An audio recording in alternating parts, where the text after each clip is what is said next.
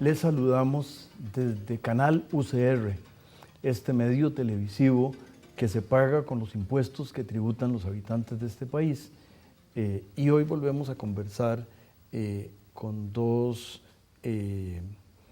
destacados y por mí admirados intelectuales de este país, que además son abogados, don Rubén Hernández y don Carlos Arguedas. Y una de las maneras de empezar a pensar sobre esto, dado que nos acompañaron ellos hace algunos meses para reflexionar sobre la partida de don Gerardo Trejos, sería un poco la pregunta para ustedes de si don Gerardo estuviera sentado en la cuarta silla alrededor de esta mesa, ¿qué cosas le estarían preocupando en este momento en particular? Bueno, en primer lugar yo diría que Gerardo estaría políticamente alineado con el Frente Amplio. Gerardo en los últimos tiempos, su pensamiento original socialdemócrata fue derivando hacia una posición más de izquierda y ya en los últimos tiempos él ya tenía una posición abiertamente a favor de la izquierda y sobre todo tenía una posición muy antiliberacionista. Creo que en este momento Gerardo estaría apoyando al Frente Amplio, estaría haciendo posiblemente una crítica muy ácida acerca de los partidos de oposición que no son el Frente Ácido, por la incapacidad que tuvieron para conformar una sola agrupación, un solo frente para oponerse al Partido de Liberación Nacional, y desde luego estaría criticando ácidamente el gobierno actual y la no conveniencia de que el Partido de Liberación se mantenga en el poder por 4 años más. Estaría don Carlos, usted en general con ese diagnóstico de lo que pudiera ser, dado que no es decir, es una conjetura, por supuesto. Probablemente sí. Imagino que Gerardo, que naturalmente había tomado ese curso de pensamiento, probablemente se encontraría en la posición que Rubén decía hace un momento. Hay que tomar en cuenta que Gerardo era un pragmático y entonces pienso que también estaría muy interesado en examinar cuáles son las listas electorales que le están presentando los partidos al pueblo para los cargos de diputado en la Asamblea Legislativa. Porque de alguna forma, Gerardo, alguna vez lo dijimos, era como el diputado 58, aún estando fuera del oficio legislativo, que lo ejerció relativamente durante muy poco tiempo, él tenía el interés de darle seguimiento constante a lo que ocurría en la Asamblea, con el objeto de llevar a la práctica sus ideas, cuando requerían de cauces legislativos para poder realizarse. De manera que muy probablemente estaría revisando las listas electorales de los partidos y tratando de encontrar en ellas puntos de apoyo para algunas de sus ideas, que siempre las tendría, ajustadas naturalmente a las circunstancias que han acaecido en este país después de su muerte. Hay una circunstancia de digamos, de este proceso electoral que es el primero, por lo menos desde que yo tengo memoria, en que no hay elecciones a nivel de los municipios. Y tengo la impresión de que él o alguno de ustedes a la larga tendría alguna reflexión. En general, para el votante podría ser que no lo note mucho porque llegó en el momento de votar y antes le daban 3 papelitos y ahora le darán 2 y como que...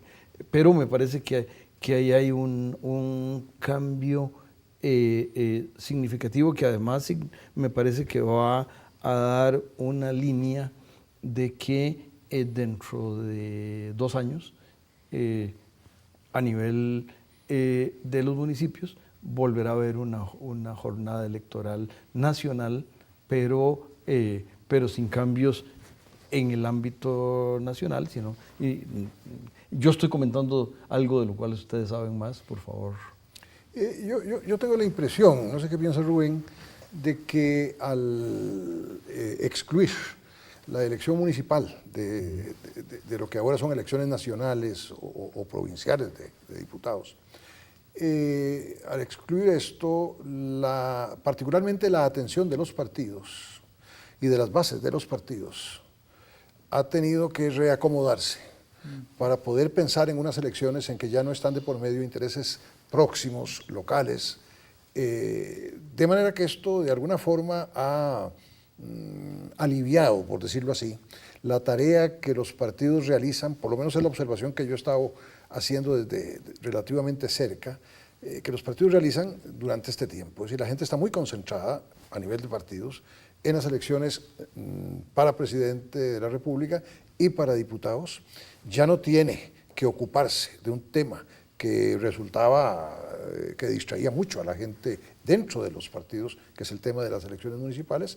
Y siento que entonces para las estructuras de partido, para los cuadros de partidos, este fenómeno es bastante más interesante y bastante más novedoso que para la gente en general. La gente lo encontrará el día de las elecciones, observará probablemente un cielo más despejado, no tiene que hacer 3 decisiones, no solamente 2, pero creo que el impacto mayor de momento ha sido en el seno de los partidos. Y esto en buena medida, muy probablemente, nos aproxima a un tema muy delicado, que es el tema de la conexión entre los partidos y la base electoral del país. Es decir, ¿qué conexión hay? Si los partidos se han convertido en general en organizaciones bastante exclusivas de dirigencia, ¿no?, con capacidad de movilización de determinados sectores, cada vez más minoritarios. Y entonces el fenómeno electoral es básicamente un fenómeno de trabajo de partido.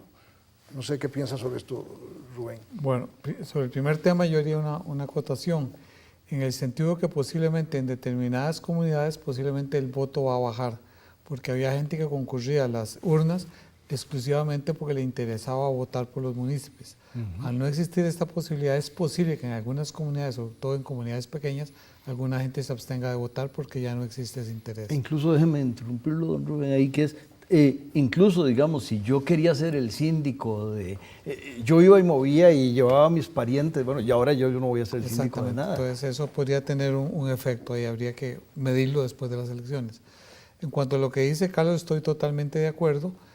Y eso plantea un problema más de fondo, y es el tema de qué punto los partidos siguen siendo solo estructuras electorales o si en realidad tiene que profundizarse el entorno de los partidos para lograr una verdadera democratización y que en realidad hay una participación de los partidarios, una participación efectiva, no solo durante el periodo electoral, sino a lo largo de todo el tiempo, de manera que el partido se pueda alimentar de la contribución no solo económica en algunos casos, sino también de ideas de las bases para ir conformando sus cuadros y sus programas para los futuros gobiernos. Es un tema muy interesante y que me parece que hasta el momento no se ha estudiado. Seguiremos conversando de este y otros temas una vez que regresemos de un mensaje del canal.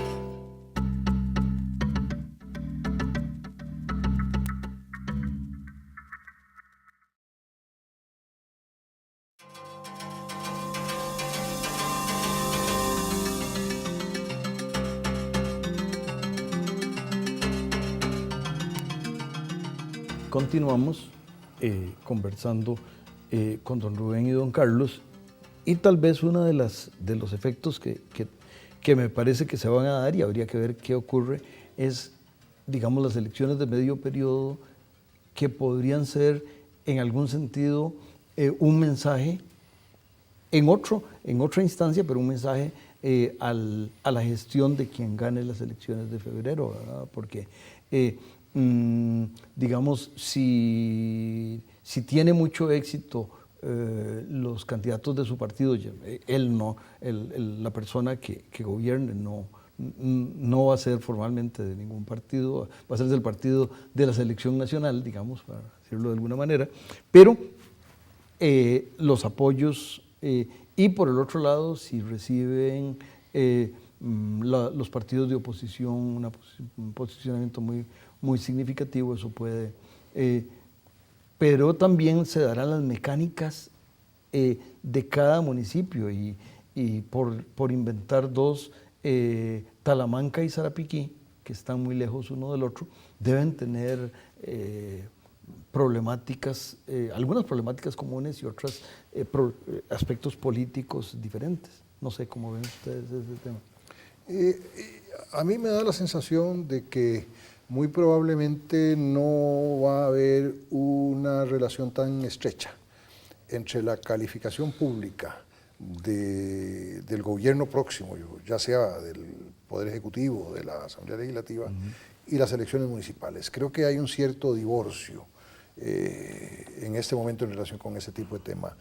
Sí me da la sensación de que, particularmente en el caso de la Asamblea Legislativa, donde se manifiestan intereses locales muy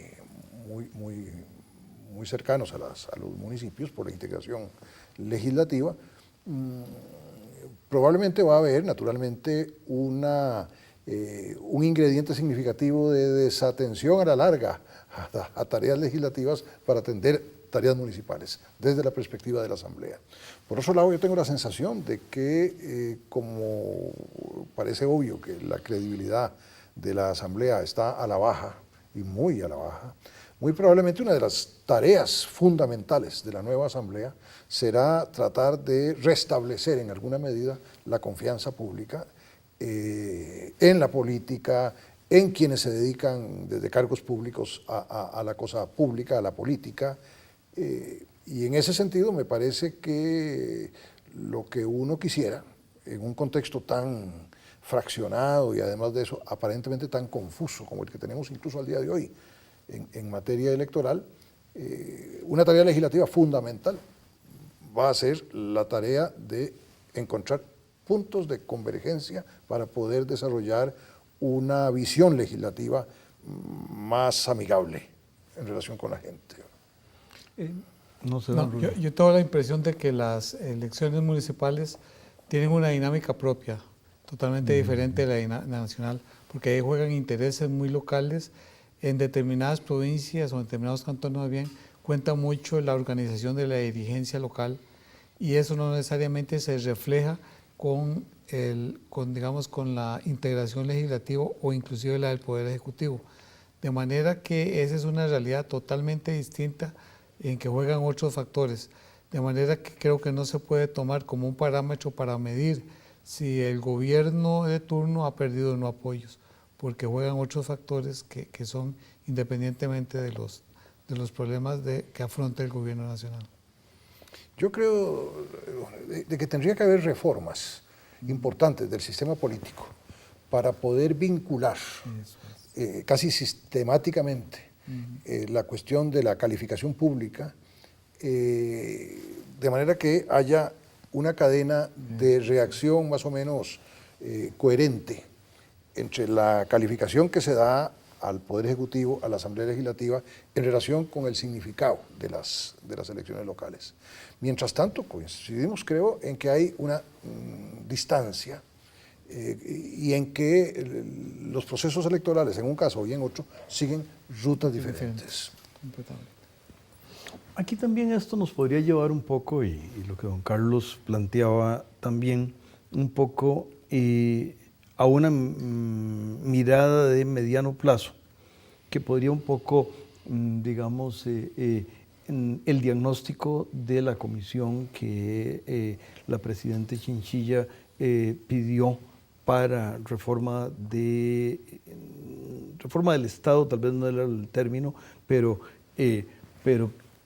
que me parece que hizo un esfuerzo importante y que yo, que no tengo bola de cristal, lo que tengo es un vaso de cristal, tengo la sospecha de que no será conocido por el Parlamento ni por ninguna instancia antes de que esta administración termine. Parece que los días están muy contados. Pero me parece que ahí hay una agenda que no es la única, pero me parece que hay una agenda de cosas que el país necesita. ¿Lo perciben ustedes de esa forma? O? Sí, yo diría que el problema de esa reforma, el pecado original de esa reforma, es que no partió de la Asamblea, sino del Poder Ejecutivo. Y ninguna reforma política importante de este país será aprobada si no parte de la Asamblea Legislativa. ¿Por qué? Porque la Asamblea Legislativa es el único órgano en el que están representadas todas las fuerzas políticas, no solo las que gobiernan, sino todas las fuerzas políticas. Y en la medida en que esas fuerzas políticas no vean que la iniciativa parte de ellos, van a vetar, inclusive por razones de celo, por el hecho de no haber participado, van a vetar cualquier iniciativa que venga en ese sentido del Poder Ejecutivo. A mí me parece que ese fue el error que cometió la Presidenta. Debió haber integrado esa comisión también con representantes del Poder Legislativo, con representantes de los principales partidos, de manera que se hubiera tenido una legitimación más amplia, una legitimación de todo el espectro político, y de esa manera hubiera hecho más viable su tramitación legislativa. Ahora, pensaría, independiente ya del destino de esta propuesta, hay ahí una serie de propuestas que es importante que el país se aboque a ellas, o podemos seguir navegando nadadito de perro, que decía don Eduardo Lizano. No, estoy de acuerdo. Inclusive creo que se quedaron cortos. Habría que profundizar más algunas de las reformas. E inclusive algunas de las sugerencias de la Comisión de Notables no fueron plasmadas en proyectos de ley ni enviadas a la Asamblea. Posiblemente algunas de las más importantes ni siquiera fueron acogidas por el Ejecutivo y fueron enviadas a la Asamblea. Y la Comisión de Notables tampoco abordó algunos temas centrales del sistema político, como por ejemplo todo el tema de la verdadera representación política, es decir, el sistema electoral habría que modificarlo sustancialmente, eliminando las provincias para comenzar, creando distritos electorales para nombrar una parte de los diputados por distrito electoral y otra parte a nivel de diputados nacionales.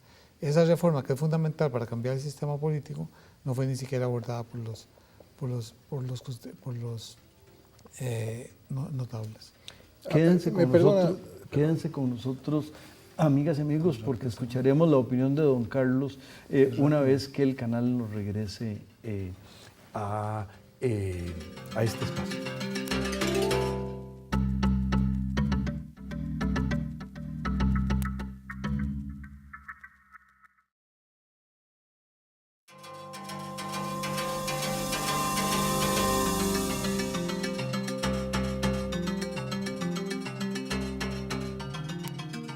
Continuamos, amigas y amigos, conversando con don Rubén y don Carlos. Y don Carlos nos iba a plantear su punto de vista. Gracias.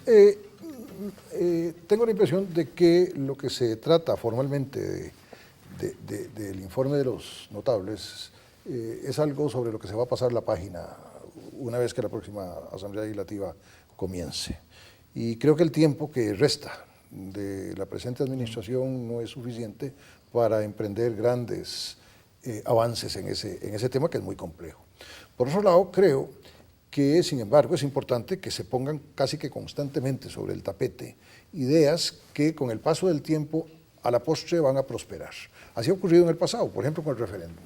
El debate sobre el referéndum no se remonta al momento en que formalmente la Asamblea comienza a conocer de la reforma constitucional, sino a mucho tiempo atrás, en que ya se comenzó a hablar de la posibilidad del referéndum.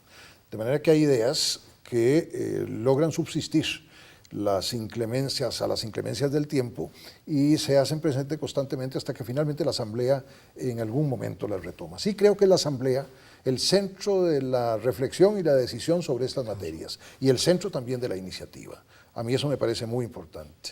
Y creo que eso va a ocurrir con temas de los que se viene hablando desde hace mucho rato, como por ejemplo el tema de la organización de la estructura del órgano legislativo.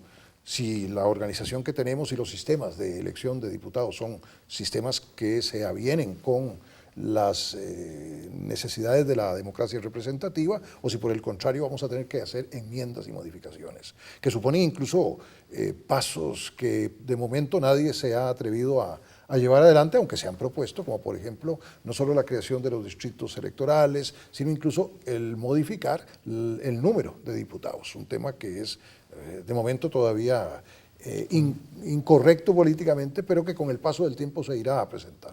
En resumen, me parece que algunas de las ideas que maneja la Comisión, que también tienen su pedigrí, ya vienen desde atrás, van a subsistir y en algún momento van a tener la posibilidad de ser realmente la fuente de decisiones legislativas. Eso me parece que sí va a ocurrir. Habrá naturalmente que propiciar, y estoy pensando un poco en la mentalidad de Gerardo Trejos, que es por donde comenzamos, habrá que propiciar condiciones de diálogo, de conversación, de reflexión colegiada en la Asamblea, donde estos temas tengan un lugar y se pueda salir adelante con algunas de las ideas que se han planteado a lo largo del tiempo. Una de las cosas que uno podría pensar sobre la próxima Asamblea es que parece bastante razonable pensar que una serie de exdiputados, que además son figuras significativas del país, estarán sentados allá. Esto podría, una de las lecturas sería, bueno, pues hay gente que ha estado ahí, que ya sabe, que ya lo conocen ahí y además sabe lo que son las negociaciones y los acuerdos, pero también el hecho de que algunos de ellos son pilares de movimientos, podría ser que entonces lo que tenemos son una montaña aquí y otra montaña acá.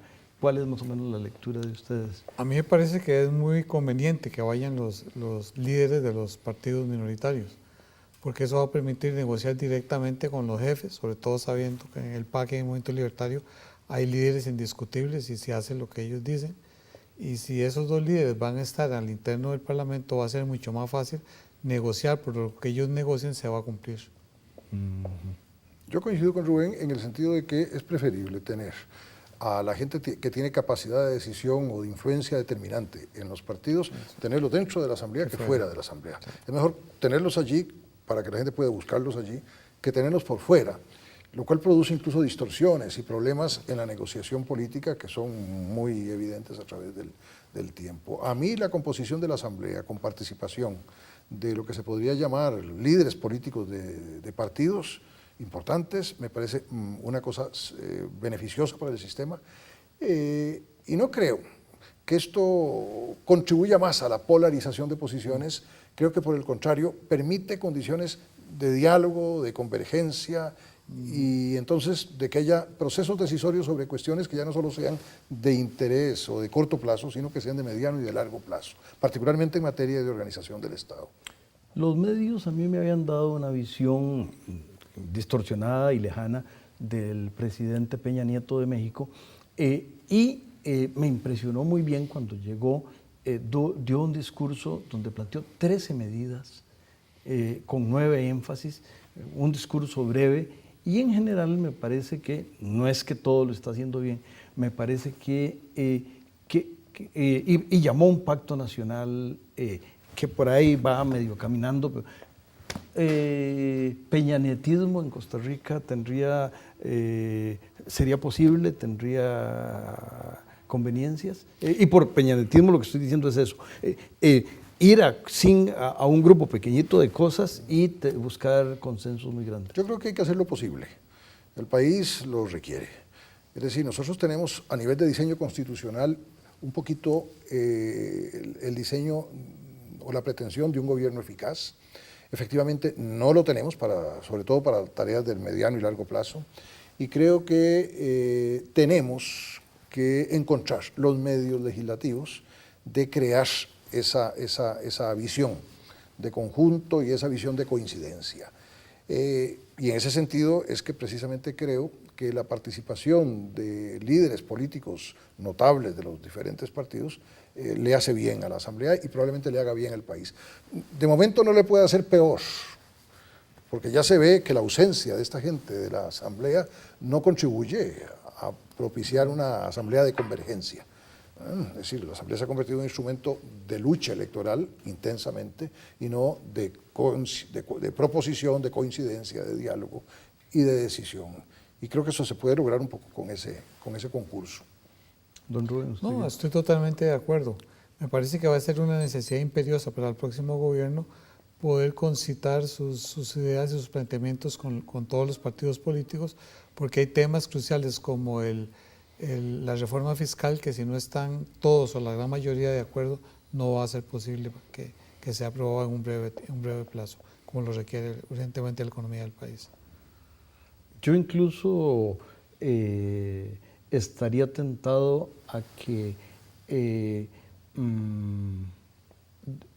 o consideré muy conveniente que en el periodo interreino entre marzo y mayo se le conozca, porque podría ser que ahí puedan ocurrir magias que a partir de mayo o antes de febrero no ocurrirían. Históricamente, algunas de las leyes más importantes de ese país se han aprobado en esos periodos. Y eso ha dependido siempre de la capacidad de liderazgo que tenga el presidente electo. Si el presidente electo tiene un suficiente liderazgo, es posible de que logre la aprobación de esos proyectos en ese interregno para cuando asuma el cargo no tenga el desgaste que implica el presentar a la corriente legislativa proyectos que no son populares como la reforma fiscal. Una última reflexión, don Carlos, que le queda como medio minuto. Sí, yo tengo cierto optimismo de que a pesar de las dificultades políticas, del fraccionamiento, de las propias dificultades que viven internamente algunos partidos y que se han manifestado severamente en estos días, haya mecanismos de encuentro legislativo. Me parece que la vida legislativa o la vida política del país tiene que girarse en los próximos años alrededor de la Asamblea Legislativa y tiene que dinamizarse desde la Asamblea Legislativa.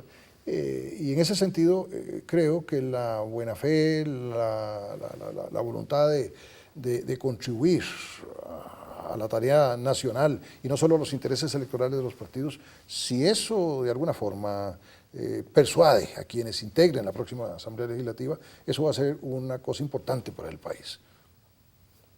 Pues esperando que cosas muy importantes ocurran en el país y que el país vaya acercándose a soluciones significativas de los problemas de mediano y largo plazo. Les dejamos una invitación para que en algunos meses o semanas nos vuelvan a acompañar para seguir conversando y tal vez un poco recordando a Gerardo, claro. Igualmente como amigo de los tres. Les invitamos a que nos acompañen la próxima semana en las mismas circunstancias y tiempos en que lo hicieron esta y que tengan una disfrutada semana.